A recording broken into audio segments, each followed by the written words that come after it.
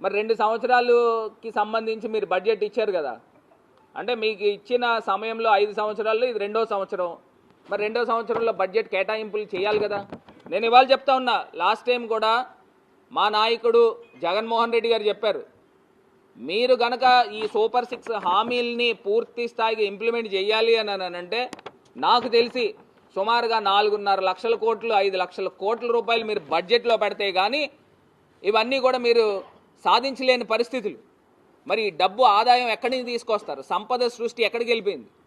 ఇప్పుడు మీరు అమరావతి ఏం చెప్తా ఉన్నారు? సెల్ఫ్ ఫినాన్సింగ్ మోడల్ అని చెప్తున్నారు. మీరు ఈ సెల్ఫ్ ఫినాన్సింగ్ మోడల్లో మీరు ఏదైతే హట్కో నుంచి 12,000 కోట్ల రూపాయలు తీసుకుని వస్తున్నారు, ఏదైతే central government grant in aid కిందన ఏదైతే ఎక్స్టర్నల్ ఎయిడెడ్ బ్యాంక్స్ దగ్గర నుంచి వాళ్ళు ఒక 15,000 కోట్లు ఇస్తూ ఉన్నారు, మరి అది కాకుండా ఒక జర్మన్ బ్యాంక్ దగ్గర నుంచి సుమారుగా 5,000 కోట్ల రూపాయలు అప్పు చేసి మీరు తీసుకొచ్చి అప్పు ఇదేం గ్రాంట్ ఇన్ ఎయిడ్ కూడా పూర్తి స్థాయిగా కూడా కాదు. సెంట్రల్ గవర్నమెంట్ ఇచ్చే 15,000 కోట్ల రూపాయలు కూడా ఆ అప్పు తిరిగి మళ్ళీ మనం చెల్లించాలి. ఇప్పుడు పక్కన బీహార్ ఉందండి, బీహార్ రాష్ట్రం ఉంది. బీహార్ ఎంపీల మద్దతుతో, నితీష్ కుమార్ గారి పార్టీ యొక్క ఎంపీల మద్దతుతో అక్కడ కేంద్ర ప్రభుత్వం నిలబడింది. దానికన్నా ఇంకా అదనంగా ఇంకొక 4 ఎంపీలు మనకి ఎక్కువ ఉన్నాయి. చంద్రబాబు నాయుడు గారి యొక్క ఎంపీలు, తెలుగుదేశం జనసేన ఎంపీలు మద్దతుతో అక్కడ సెంట్రల్ గవర్నమెంట్ నిలబడింది. మరి అక్కడేమో బీహార్కి మౌలిక వసతుల కిందన, ఎక్స్ప్రెస్ హైవేస్ కిందన, గ్రీన్ఫీల్డ్ ఎయిర్పోర్ట్స్ కిందన, స్పోర్ట్స్ కాంప్లెక్స్ల కిందన శాశ్వతమైన కట్టడాలకి 60,000 కోట్ల రూపాయలు అక్కడ మొన్న బడ్జెట్లో కేటాయింపు చేశారు.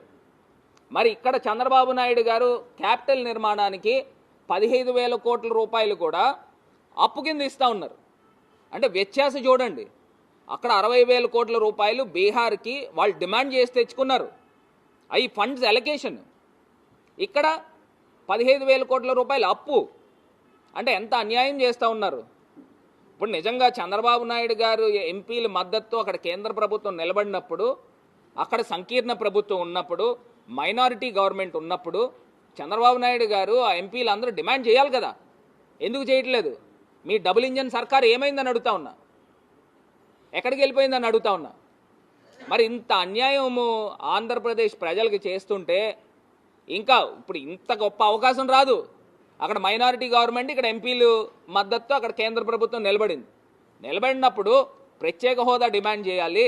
వెనకబడిన రాష్ట్రాల గురించి వీళ్ళు గట్టిగా పోరాడి వెనకబడిన రాష్ట్రాలు కేబీకే తరహాలో డబ్బు తీసుకురావాలి. పోలవరం ప్రాజెక్ట్ని శరవేగంగా కంప్లీట్ చేయాలి. స్టీల్ ప్లాంట్కి మొన్న ఏదో నిధులు ఇచ్చారు, దాన్ని కూడా ప్రైవేటైజ్ చేయము అని చెప్పేసి ప్రకటన ఆన్ పేపర్ ఆన్ రికార్డు తెప్పించుకోవాలి.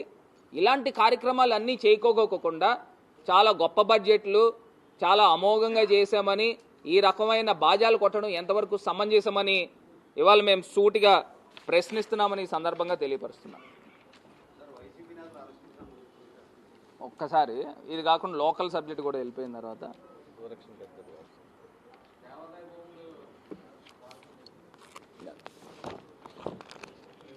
మొన్న పురంధరేశ్వరి గారు ఆంధ్రప్రదేశ్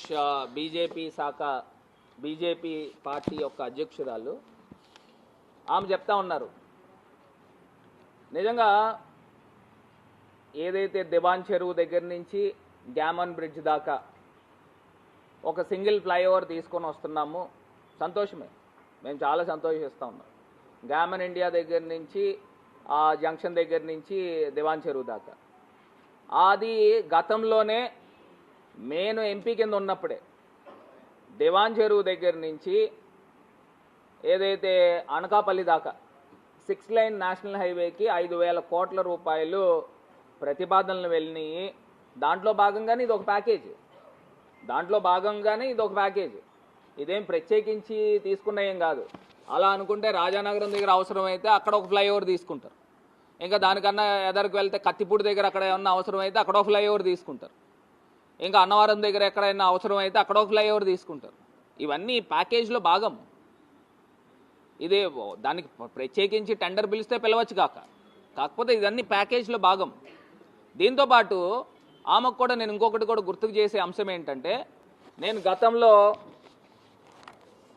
లాలా చెరువు దగ్గర ఉన్న flyover future kid school junction దగ్గర ఉన్న ఫ్లైఓవరు, బొమ్మూరు దగ్గర ఉన్న ఫ్లైఓవరు, వేమగిరి దగ్గర ఉన్న ఫ్లైఓవరు, 4 ఫ్లైఓవర్లకి సంబంధించి సుమారుగా 390 కోట్ల రూపాయలు ఇక్కడి నుంచి ప్రతిపాదనలు వెళ్ళి అక్కడి నుంచి శాంక్షన్ అయ్యి కూడా వచ్చినాయి.